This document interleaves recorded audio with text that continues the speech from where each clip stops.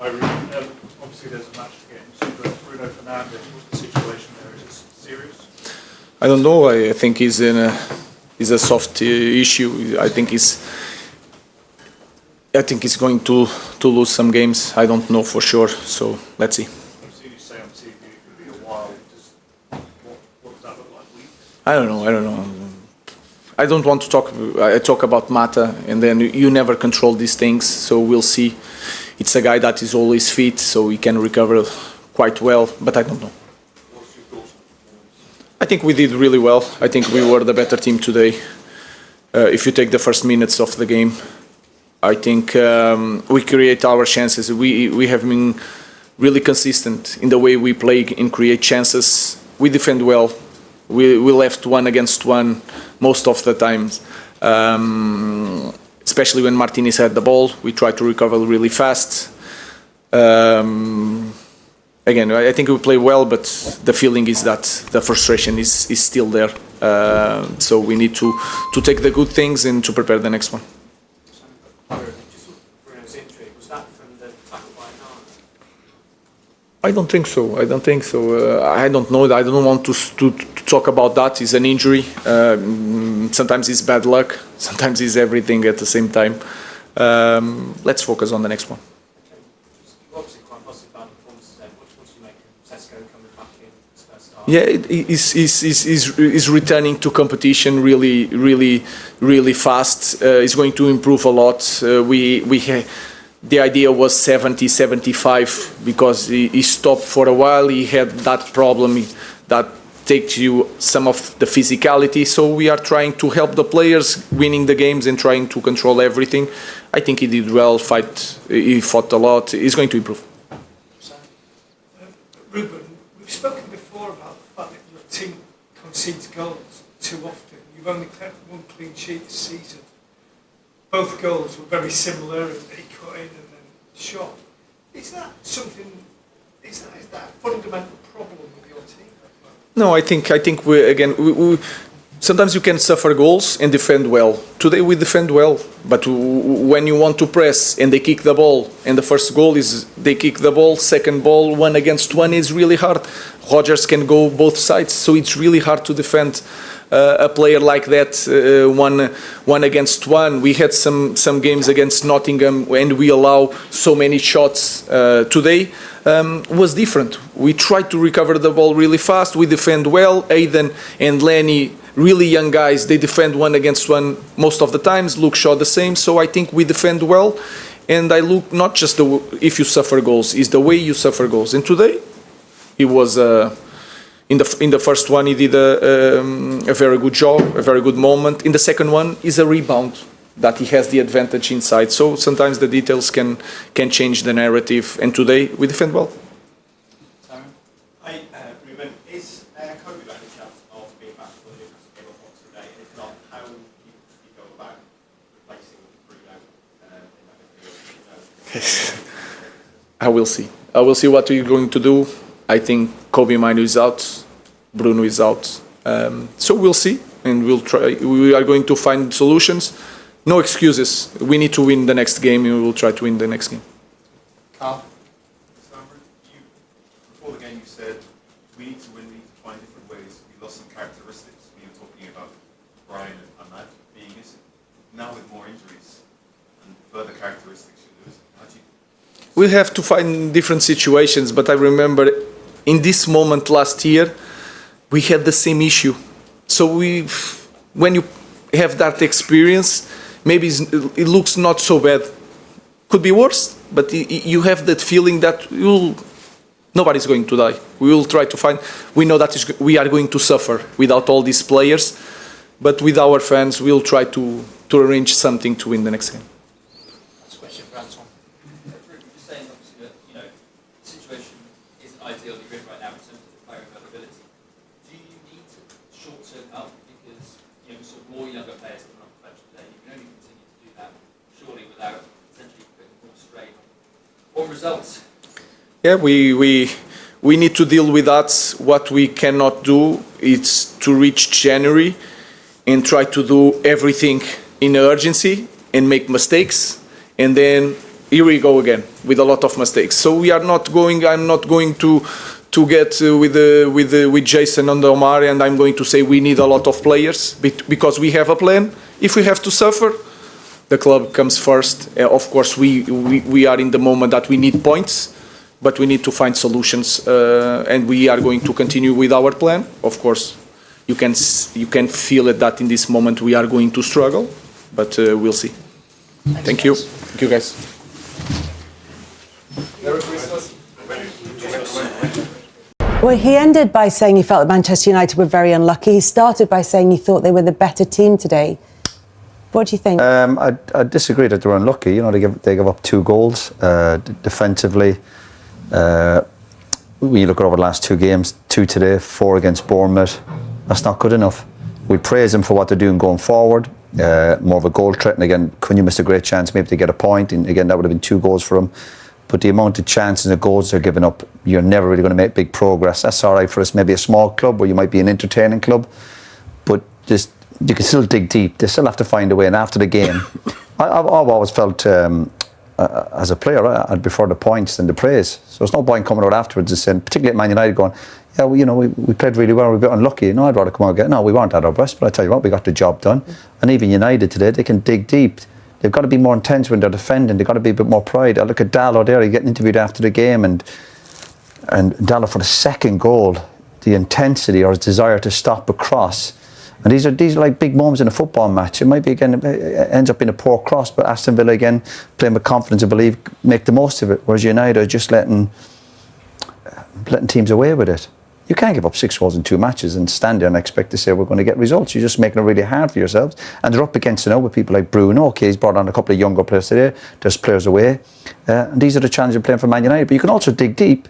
You can also win playing ugly. You have to find a way to do that. Because there's no good turn. A part of football is when you're out of possession, and this team out of possession are nowhere near good enough. And I don't know where that intensity, that drive and belief is to try and get a result. I don't see it. Again, I've watched United today and watched them closely recently, and out of possession, I said it before the game, teams seem to create chances and goals far too easily. There has to be a pride in when you're a player for a team to say, we're going to be hard to beat.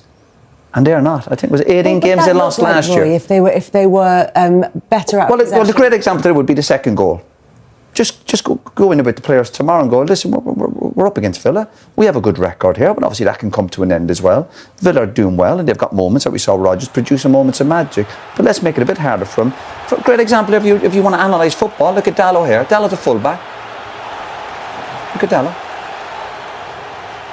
Look at that. And you tell me that's the intensity of a desire of a footballer to say you are not going to get a cross in. It's not as if somebody's done a brilliant trick or ran at him with real pace. They'd like to stand a fullback. A bit different if it was a striker back. He's a fullback. You get down low.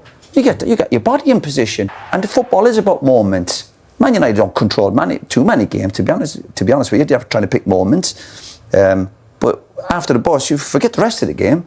They would have been training all week. They would have had their pasta. They would have had their team talks. They would have come down to Birmingham last night. And then you got a fullback who doesn't want to stop a cross. There you go. And then the player comes out afterwards, and these are important players. These are international players. You're going and you're talking about, well, we have to dig deep. No, you have to stop a cross, or do your best to stop the cross. To me, he's not doing his best to stop a cross there.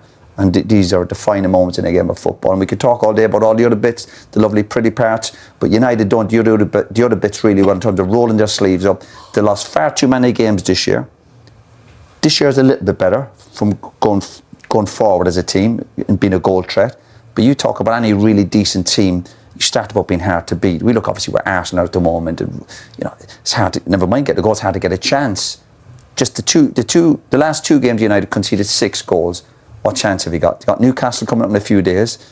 Newcastle. They'll come to Old Trafford. They'll enjoy it. They'll have runners, and we'll see the desire of Man United there to try and get a result. Because you can have all the talent in the world. We mention it time and time again.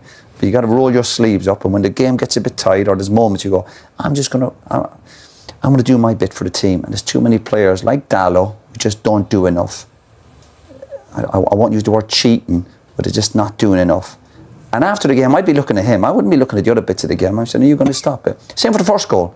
Players, when Rodgers gets the ball wide in the first goal, we're all sitting there. We know there's danger. Do they not know there's danger? Are they a bit blasé going, do I have to do... Yeah, these are the ugly bits of football. When United out of possession, they're probably one of the worst teams in the league. In possession, of course, they're good. There's a threat. They could have scored 2 or 3 goals today. But unfortunately, part of being a footballer, particularly if you want to be a top footballer, is what you do out of possession. Everyone wants to talk about what you do in possession, what you do on the other side of it. And Man United cut corners and they take too many risks, and that's why they're getting punished. And I'm glad they get punished. I like teams getting punished who take chances, end up letting their teammates down, their supporters down, and their fans down. And after the game, they're very blasé in the interviews. I'd be looking at players and I'm thinking they're like robots. They're like, oh, well, we're a bit lucky, Bruno. No, find a way. Roll your sleeves up. They don't do that well enough, United. And it's going to get harder for Manchester United because the report on Bruno that we heard there, as much as Ruben Amorim can say at the moment, this is the next 10 fixtures, so we don't know how much of this he's going to miss, but it came off with a soft tissue injury, and he said it's going to be a little while. But they've also got players who are going to be away with the Africa Cup of Nations. That could go. I mean, some like Mbermo, Mazraoui, Ahmad, and they potentially could get, if they get to the final, they'll be missing right up to the Manchester City game. So that's the length of time they could be away. So that plus another injury, plus players who are already missing out, means that they're kind of stretched a little bit. And then if you've got Kobbie Mainoo on the fringes with everything that's going on with him, and then he misses out on the squad today with a late calf injury, it's starting to look a little stretched for Ruben Amorim. Yeah, I think it is. And, you look at Bruno now missing for we don't know how long. He's been the best player for Manchester United for years now. If he's now out for 4, 5, 6 games, it's going to get even tougher. And like I say, the players that are going away to the African Cup of Nations as well. Now you start looking at the squad and you're relying on maybe the youngsters that come on today. They've got no experience. Of course, they need to get that experience, but where Manchester United are at as a club, you need to get wins on the board. And the next few games that they've got coming up, of course, Newcastle at home is going to be a tough game. I think we saw that they've got Wolves, they've got Burnley. No disrespect to them teams there, but they're games that they should be winning.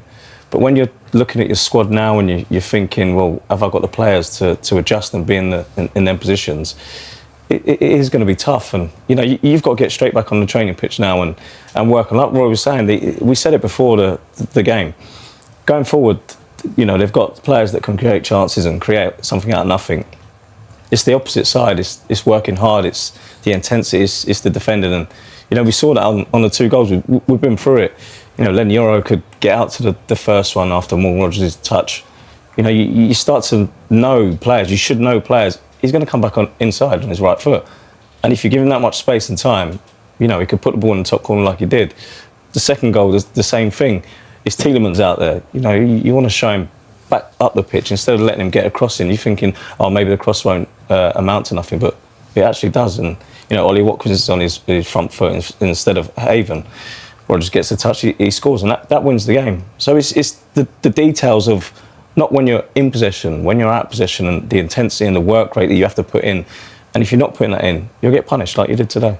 And it means those comments that he made about young players, and he brought young player on today particularly, the comments that he made about them maybe being a little complacent and a little bit entitled in terms of expecting there to be a natural progress into the first team.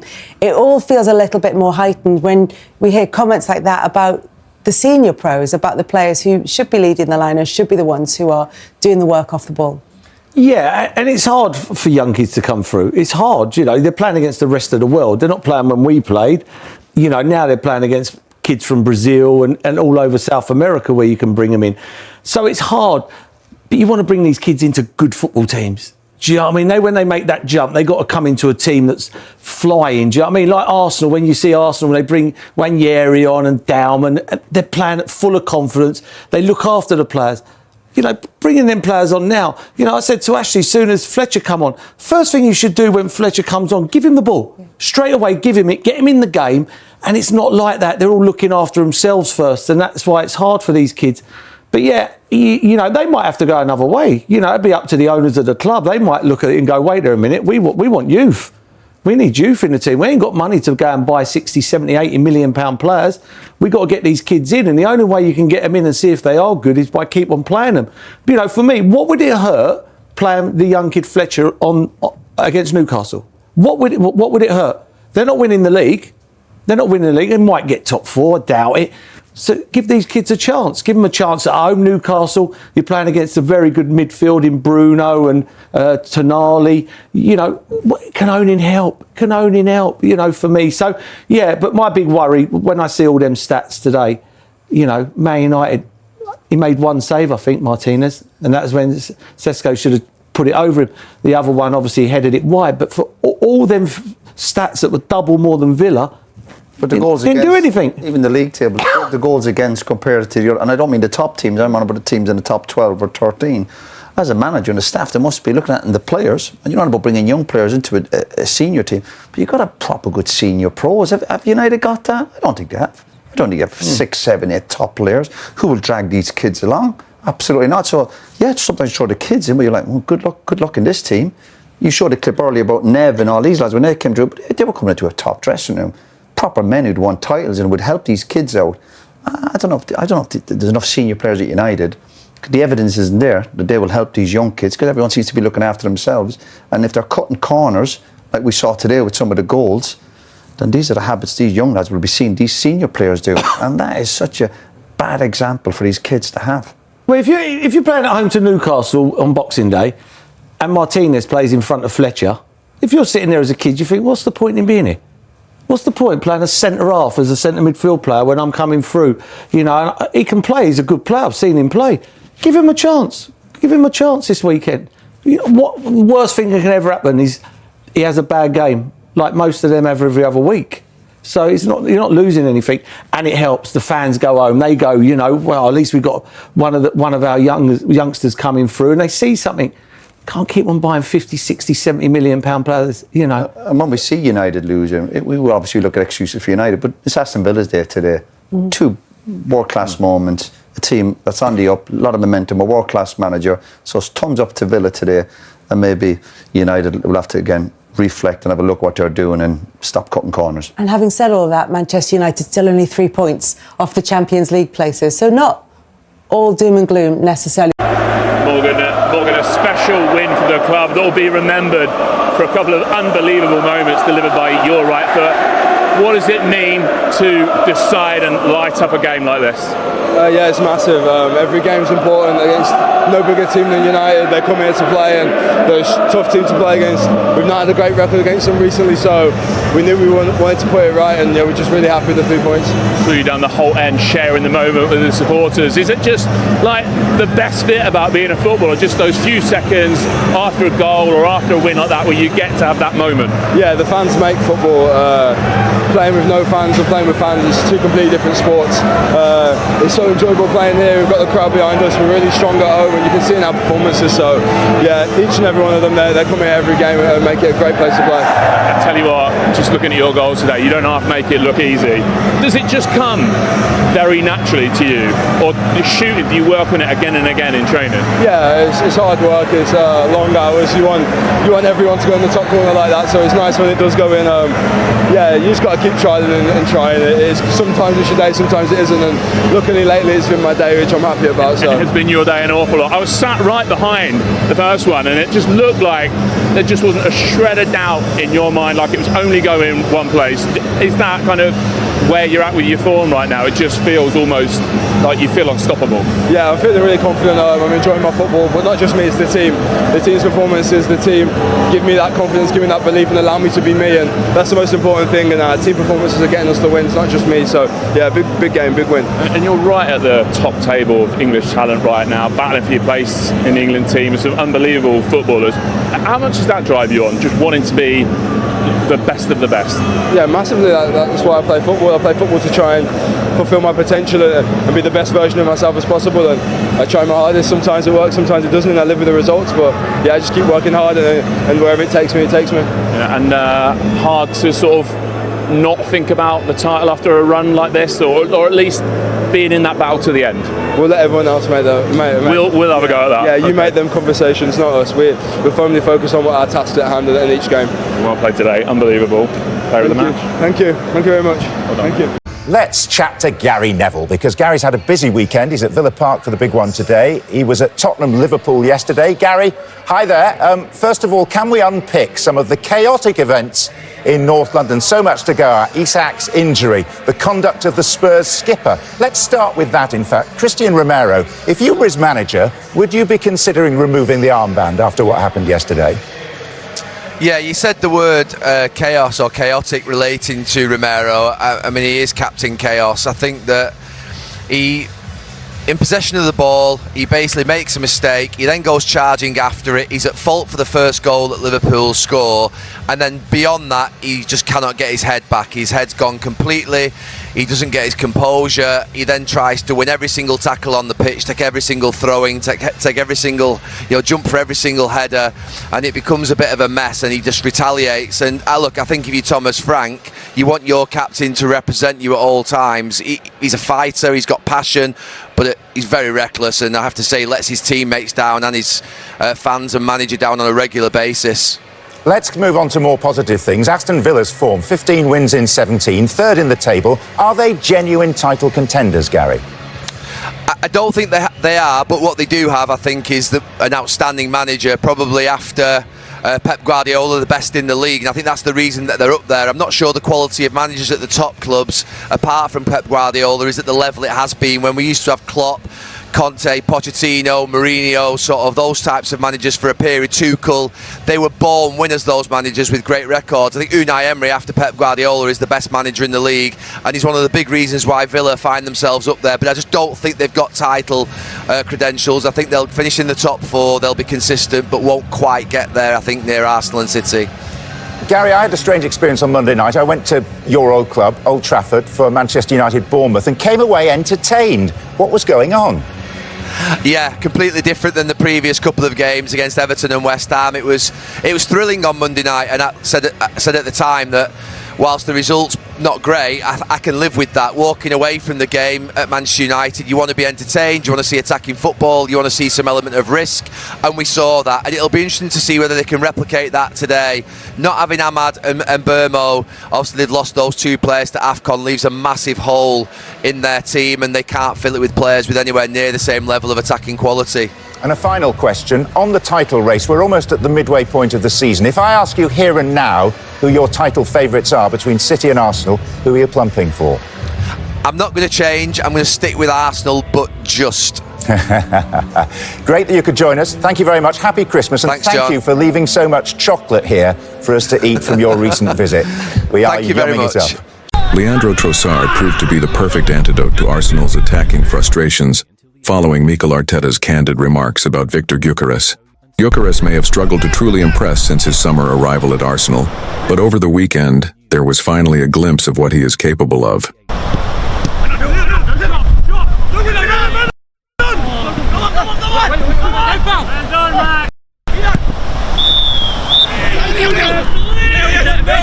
More importantly, Trossard showed exactly why he could be the key to unlocking the Swedish striker's full potential during Arsenal's hard-fought 2-1 victory over Wolves at the Emirates Stadium.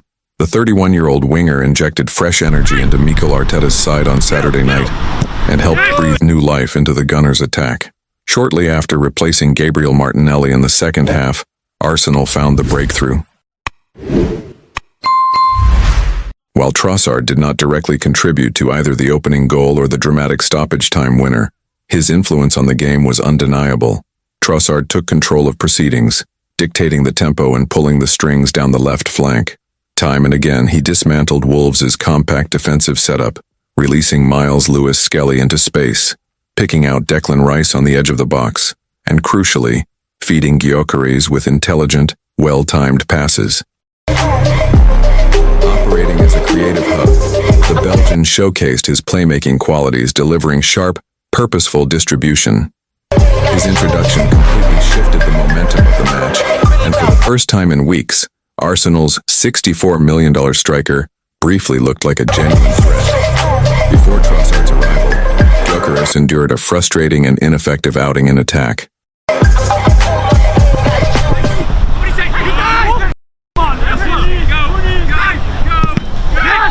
In fact, the Belgian was the only player to carve out a clear-cut opportunity for the 27-year-old forward, slipping a simple yet incisive ball in behind the Wolves' backline.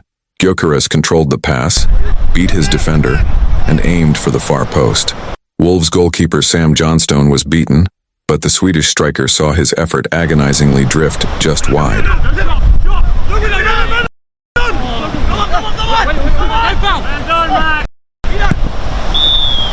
If Arteta truly wants to get the best out of Gyökeres, then granting Trossard a more prominent role in the starting 11th could be the solution. Speaking to TNT Sports after the win, the Arsenal manager openly addressed the challenges facing his marquee signing. "It's a collaboration between the two," Arteta explained. "He was in some really good positions, but the ball didn't arrive quickly enough, accurately enough, or with the precision a number 9 needs to score."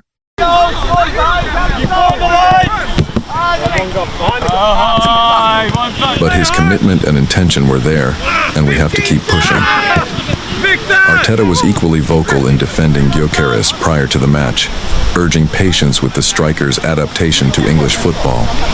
"There was huge expectation because we were signing a proven goal scorer, probably with the best statistics in Europe," Arteta said. "But he's coming into a different league, the most demanding league in the world. What happens if he doesn't score in 5 or 6 games?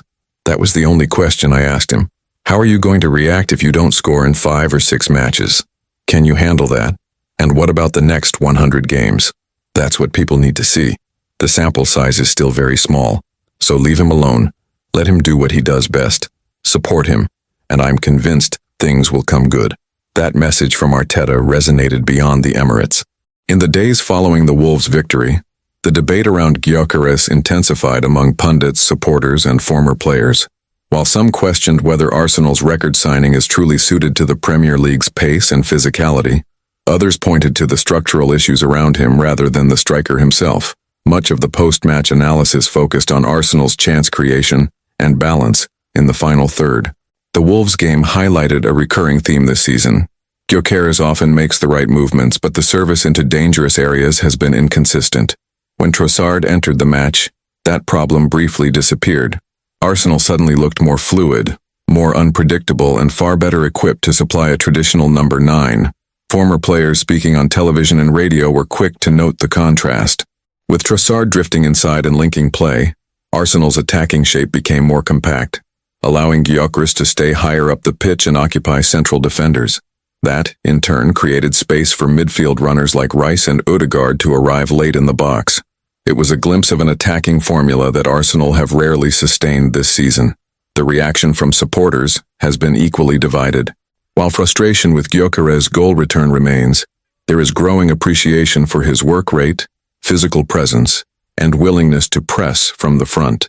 Many fans now see Trossard as the missing connector, the player who can translate Gyökeres' movement into genuine scoring opportunities. Internally, Arteta faces an important decision. Persisting with a front line that isolates Gyökeres risks damaging the striker's confidence, especially with tougher fixtures on the horizon.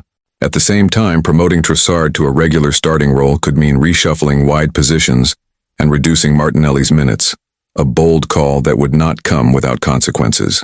Yet football at the highest level often comes down to chemistry rather than reputation.